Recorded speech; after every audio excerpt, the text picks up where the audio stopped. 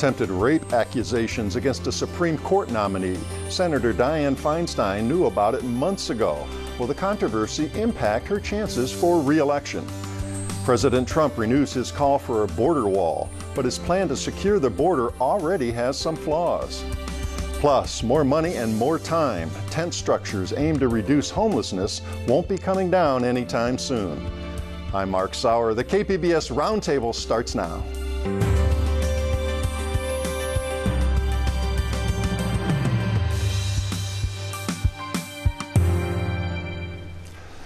Welcome to our discussion of the week's top stories. I'm Mark Sauer. Joining me at the KPBS Roundtable today, investigative reporter Gene Guerrero of KPBS News, Michael Smolens, columnist with the San Diego Union-Tribune, Art Castenaris, publisher of La Prensa San Diego, and KPBS Metro reporter Andrew Bowen. Well, in her quarter century in the U.S. Senate, Dianne Feinstein has cruised through elections. Now 85, the nation's oldest senator, Feinstein is facing a challenge from fellow Democrat Kevin De Leon. He's 51. He got his party's endorsement and is running to Feinstein's left. Blue California has got 2 Democrats. But he was far behind in the polls and in fundraising. Feinstein looked to be again cruising until this week and a bombshell revelation amid the nomination hearing of Brett Kavanaugh to the U.S. Supreme Court. So, Michael, start with that bombshell, and we've heard a lot about it this week. Well, you're right. In particular, I'm sure listeners and viewers of KPBS have been following this closely, but as we know that Professor Christine Blasey Ford, Palo Alto University, back when she was a high school student, she's now saying that she was the victim of an attempted rape by Judge Kavanaugh, the Supreme Court nominee. When he was going through the nomination process early on, she thought this information needed to be told to somebody in power, so she went to her Congresswoman, Anna Eshoo, and they agreed to approach Dianne Feinstein, who's the ranking member, Democratic member in the Senate Judiciary Committee overseeing the confirmation process. So a letter was hand-delivered to Feinstein, but under the agreement of confidentiality. So she basically sat on it. She did try to get an independent investigation or some assistance in that regard, but had to go through the Senate and figured that the word would get out, and she didn't want to break that confidentiality agreement. Word did ultimately get out that she was sitting on something big, and so she turned the letter over to the FBI. The White House gave it to Chairman Grassley of the Judiciary Committee, and here we are today. I mean, the word got out. The professor has gone public and is negotiating whether to testify next week. Yeah, even today, as we talk about this on Friday. Now, Feinstein, she got criticized from the left and the right for her handling of this, but it was kind of a damned if you do, damned if you don't. Yeah, and a lot of Democrats, privately Senate Democrats, were upset they didn't know earlier, but they're rallying around her, and some have publicly said they wouldn't have wanted to be in that position. I mean, it is a hard one, and it seemed like her ultimate threshold that Feinstein has said and her people is that she just did not want to break the confidentiality, but, things transpired, and this is the way things work. Republicans are really, going after her on this, a last-minute hit and all the usual things you hear and so forth. Now, President Trump, who has been surprisingly restrained, and I do mean surprisingly for him, until today. Now, he's come out and basically attacked Professor Blasey Ford and, questioning her credibility, and, here we are in this sort of wedge issue kind of situation on a very important and sensitive matter. So, Art, I want to turn to you. Does this create an opening for De Leon in this race, and because he was so far behind? Well, I don't think so. I think the opposite. I think Dianne Feinstein had been criticized for a long time for not being strong enough, not just in this process for Judge Kavanaugh, but in general, being what they call resistant to Trump. And she's a very moderate Democrat. She's been around for a long time. She's a player, and she values her relationships in the Senate so much that she doesn't take these simply partisan political shots. But this has now put her on center stage in what is probably the most important position that Trump will be able to appoint. The most powerful person in the country will be whoever's appointed to the Supreme Court. It could swing the majority for probably the rest of my life. And Feinstein, as you say, was criticized for being too genteel. There were some protesters and all, and she kind of apologized to Kavanaugh for that. I think if you want to talk about how these things happen, I think if you start backwards from today and go back, why do these people not come forward? Why do victims not come forward? Because this is what happens to them, right? They get death threats. They have to move out of their homes. They get humiliated. And it's been happening for years. As this professor correctly anticipated. Yeah, so Trump was only quiet for about a day. Right. And then today he says, if it really happened, why didn't she come forward? Because she was 17. Right. She was 15, actually. He was 50, 50. Right. We do have a soundbite here from Kevin DeLeon. Let's set that up here in his criticisms of his opponent. There needs to be a sense of urgency to what's happening, because the comedy of the institution in itself is not working with what's at stake today and the potential real consequences that will be a whole generation. That's what I'm saying. Now, what are his core issues here that he's trying to make some headway in this campaign with? Well, he's just trying to get some issues, right? He's 21 points behind with 5 weeks left to the election. I've worked in politics 29 years. I've run 74 campaigns. That's a hard gap to make up in a U.S. Senate race when she has multiple times the money and multiple times the name ID. So he's using this to get visibility. I don't blame him. But it's a runaway for her. Well, and also, Mark, Michael? I think that it does provide an opening in that it does put the spotlight on Feinstein, and at times she has not come off particularly well on camera and things like that. But I think she still has, a great reservoir of support and goodwill, if you will, politically in the state. I mean, she's been elected so many times. She's sort of the moderate, almost by default. I mean, in most other states, she would be deemed a liberal, and but she's often had, we talk about the progressives and that she's not confrontational enough. She's never really been a favorite of the liberals in the state and has done very well politically. And I think that sometimes we get caught in the bubble about, to what degree this is going to hurt her. I think that, regular people will understand the positions she's in, and, the women that have had such issues, that how she's tried to handle it deftly. It didn't work out as well as people would have liked and so forth. But just getting back to De Leon, him kind of going after this issue, there's been some blowback on him. Even though the state Democratic Party has endorsed him, some key members of that party have criticized him for this because, as we know, the state Senate and state legislature has had its own sexual harassment issues, and he was the president pro tem of the Senate, leader at the time some of this was happening. So what advantage he actually gets out of it, I'm not really sure. All right, we have some sound here from Dianne Feinstein about the possible debate that De Leon keeps pushing for. Let's hear that. On this race specifically, when you visited us in May, we asked if there would be a debate in the general, and you said yes, but there hasn't been one scheduled with your opponent. Do you expect to have a debate? I don't know about that.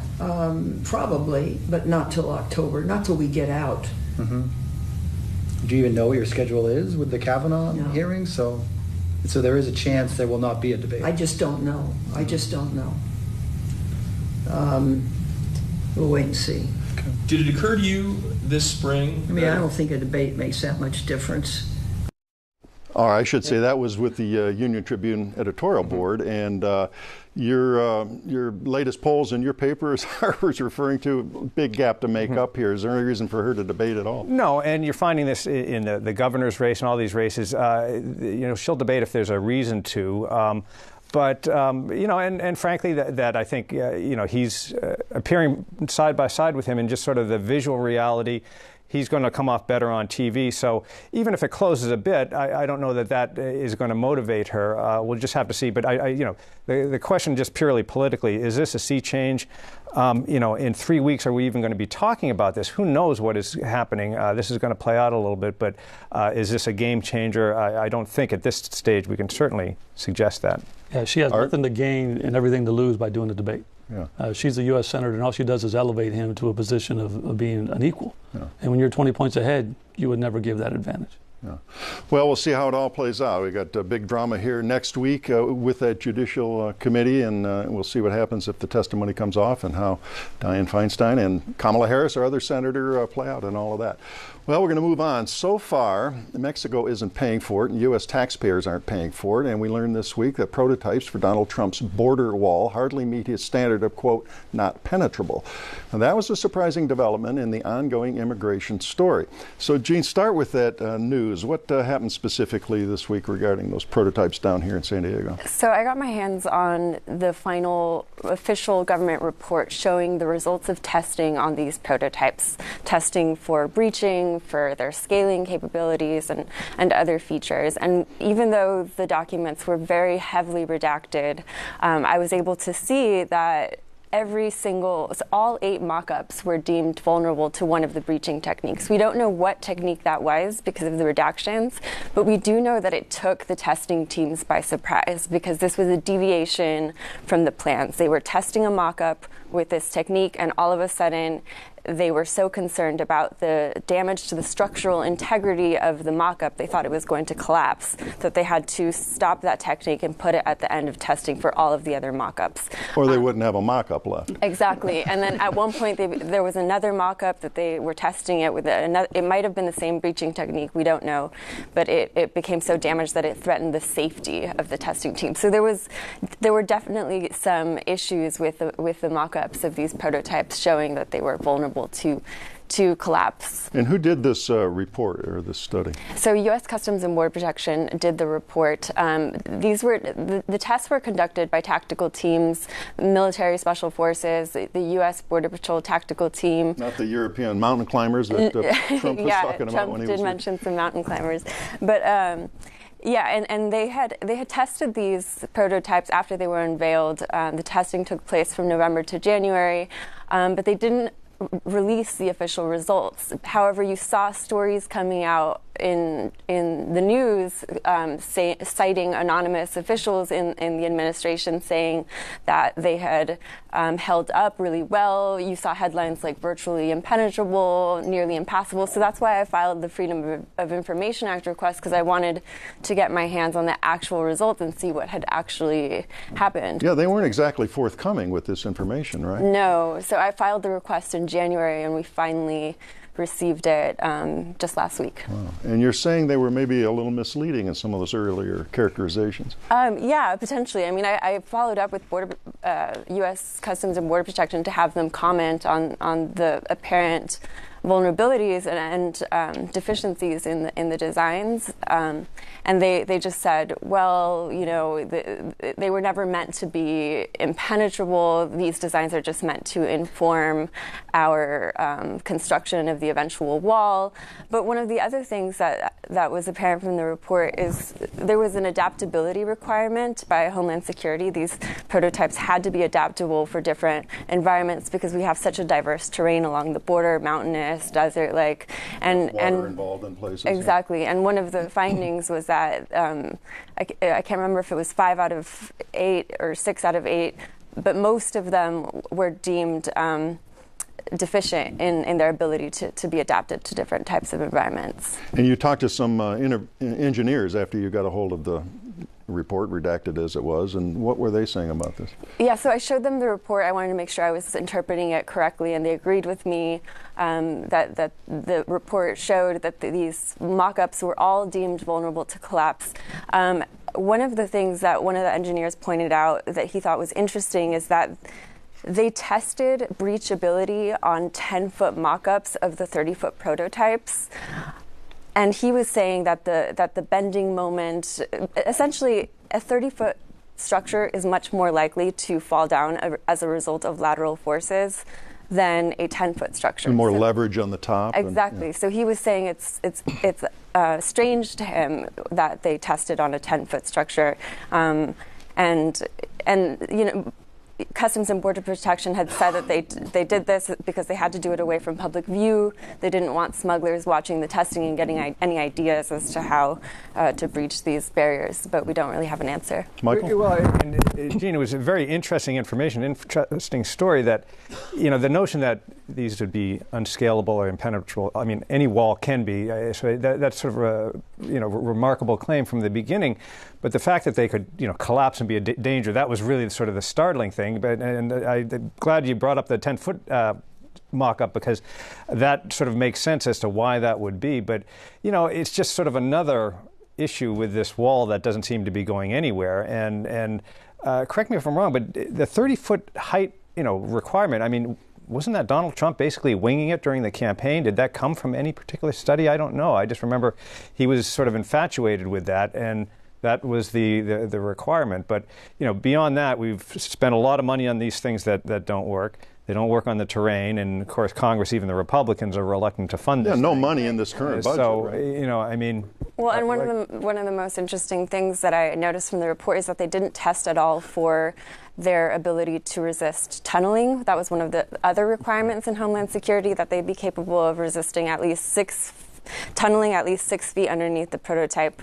And there was no testing done of this capability. And I just spoke with Border Protection this week, and they were saying that it was not necessary to test for that because it was apparent in the designs that they had that capability. But we've seen tunnels here in San Diego as far deep as 90 feet underground. And we know that, I know from my previous reporting that tunnels tend to congregate in areas, cross-border illegal tunnels tend to congregate in areas with particularly fortified fencing, such as San Diego. And we should point out in context, which a lot of stories unfortunately don't, yours do, that a lot of people who wind up here in undocumented status don't come across the border that a wall would block them, right? Exactly. Most people who get here illegally come through the airports.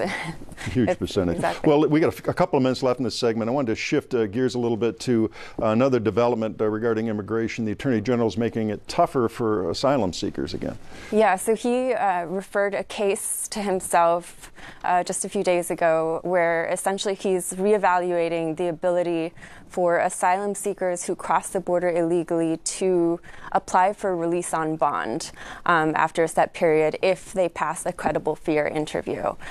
So he's reassessing whether they have the right to be released from detention. And it looks like if he revokes this Board of Immigration Appeals decision, that asylum seekers will from now on be held indefinitely in detention. Interestingly and counterintuitively, asylum seekers who enter through the ports of entry, who don't enter illegally, already do not have a right to be released on bond. It's this weird technicality, and the only way for them to be released is under the discretion of Immigration and Customs Enforcement, which under the Trump administration, they are decreasingly in using that discretion. And what do immigration attorneys say about Sessions' action? They say that this decision by him to refer this case to himself is part of a rising trend. He's just increasingly referring cases under the Board of Immigration Appeals to himself when they come to decisions that he doesn't like. And it's all part of trying to make it harder for asylum seekers to win their cases in the United States. All right, we've got to move on, but we'll certainly be staying on top of that with follow-up stories, I know. Well, as the median-priced home in San Diego hits a record $580,000, funding was approved for tents to shelter homeless people. City Council this week ponied up $8.5 million, for which they could instead have bought a 7,600-square-foot Ocean View home listed now in La Jolla. But it only has 4 bedrooms to go with its 8 baths. Andrew, what was the action this week the council specifically took? Yeah, so the City Council, sitting as the Housing Authority of San Diego, essentially extended the contracts to operate these 3 tent shelters. 2 of them are located in the greater downtown area and 1 of them in Midway. And that costs $8.5 million. And the overall budget for the current fiscal year is being increased by about $1 million. And that's because they're trying to increase the tents' focus on housing. So they're hiring some higher level staffing, case managers, and housing specialists to try and help some of these residents navigate the system, a very complicated system of trying to find a housing subsidy so that they can actually get out of homelessness. The tents themselves are basically tents, but they do offer meals, they offer laundry services, showers, and they were intended to be kind of a safe and clean place for folks to get off the street and stay while they wait for permanent housing, but that wait can last many, many years. So I think we're starting to see now they may end up becoming, at least as long as the money lasts, more of a permanent fixture in San Diego's approach to homelessness. And the money is coming, where it's coming from is a concern for some folks. Yeah, so this money is coming from the Housing Commission's budget, from the Low and Moderate Income Housing Fund. So these are dollars that would essentially be going toward more permanent solutions to homelessness, permanent supportive housing for the chronically homeless, low-income housing to prevent people from actually being pushed into homelessness when they might be on the edge right now. So, that's the real debate. How much longer can we keep on taking this money out of the low low-income housing fund for these sort of temporary solutions, when ultimately they're called bridge shelters. They're supposed to be a bridge to permanent housing, but if you're stuck on that bridge that you just built and there's nowhere to go after it, you're kind of left there without any long-term solution. We do. Art, go ahead. Yeah, this is a political Band-Aid to a huge problem. My office is 3 blocks away from the shelter in downtown, and it's been there for about a year. They ran out of money. Behind my office is an encampment of dozens of people that still sleep behind my building. We found someone stabbed in front of my office about 3 months ago. The real problem isn't being addressed because they have these tents. It's a Band-Aid solution. It's a short-term solution, and there is no backup to what do we do with these folks that are chronically homeless, that have mental health issues, and that's what's not being addressed at all. And I think no one's arguing that these tents are not helping people. The people who are there were at the city council meeting this week, saying, please, keep these up because we need a place to stay. We don't want to be on the streets day to day. anymore. It helps people. And it's a really tough political move to say, you know what, this is not a sustainable solution. But it's going to be tough for the city council to say, well, we have these 700 people sleeping in these shelters, and we can't afford it anymore. So, unfortunately, you're going to have to go back on the streets. All right, that does set up a soundbite we have here from Deacon Jim Vargas of Father Joe's Villages and outlining the crisis that Art was referring to. Let's hear that. Because at the end of the day, that's what we need is more housing. And this homelessness crisis that we have in large part is a housing crisis. We just don't have enough affordable housing. Our rental vacancy rate here in San Diego is one of the lowest in the entire United States. And then a 1-bedroom apartment is about $1,800. So the combination of that is very toxic, especially to our population.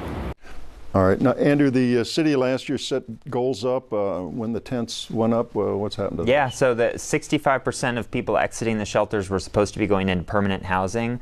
I think ambitious is not quite a strong enough word for that. It was almost farcical. There were about 12 to 13% who actually made it into permanent housing. And that's just the reality in San Diego, that we don't have enough places for these people to go to actually get back on their feet. So another thing that the city council did was to lower the goals to 30%, and not just lower the goals, but also broaden the definition of what is a successful exit from these tents, and we're limiting the people that we're going to count toward that data to people who have stayed in the tents for a month or longer. So that they're currently performing at 28% under those standards, and that led to criticism that, well, they're failing their goals, so we're just going to readjust the goals to kind of create a new success out of thin air. Mm-hmm. Art?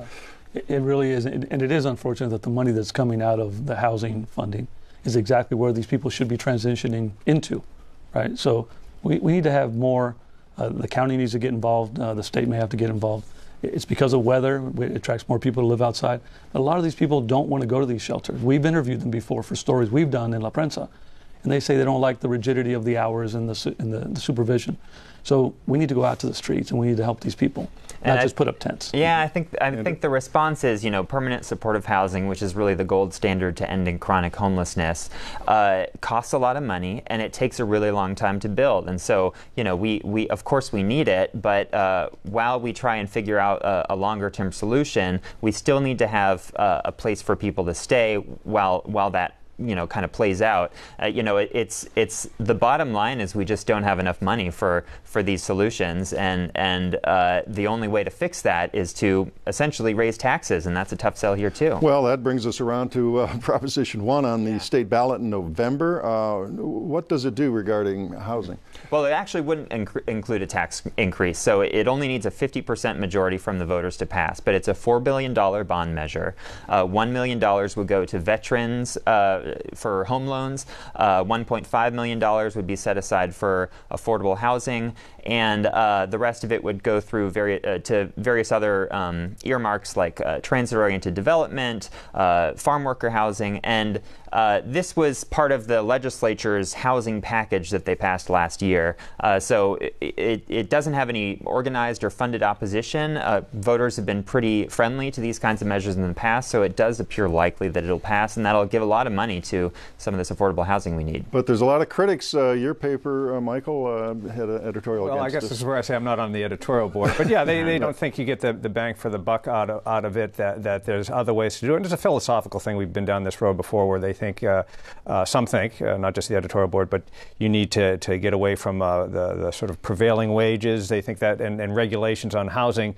But money is going to be needed regardless. And, one of the things that just happened the other day that the once defunct hotel tax in San Diego was revitalized. That's going to be on at least the 2020 ballot. There's talk about a special election. There's going to be hundreds of millions of dollars in that for homeless programs. It's got a lot of political hurdles still to go. But interestingly, the homeless advocate community is kind of split on that. They don't know that that's the proper way to do it, that the money is guaranteed enough and so forth. And I guess the long-term question is it enough money? But sort of getting back to Andrew's point, it's a catch-22. We were talked about, the previous story about Feinstein, which you damned if you do, damned if you don't. So you need funding for both. You need something in the interim because that's what led to these shelters. The situation was so bad, hepatitis and so forth. So there's no real easy solution coming up. And unfortunately, we're out of time here, but we will be talking about this some more, and it's certainly going to play out, especially in a political year. That wraps up another week of stories at the KPBS Roundtable. I'd like to thank my guests, Jean Guerrero of KPBS News, Michael Smolens of the San Diego Union Tribune, Art Castaneras of La Prensa San Diego, and KPBS reporter Andrew Bowen. And a reminder, all the stories we discussed today are available on our website, kpbs.org. I'm Mark Sauer. Thanks for joining us today on the Roundtable.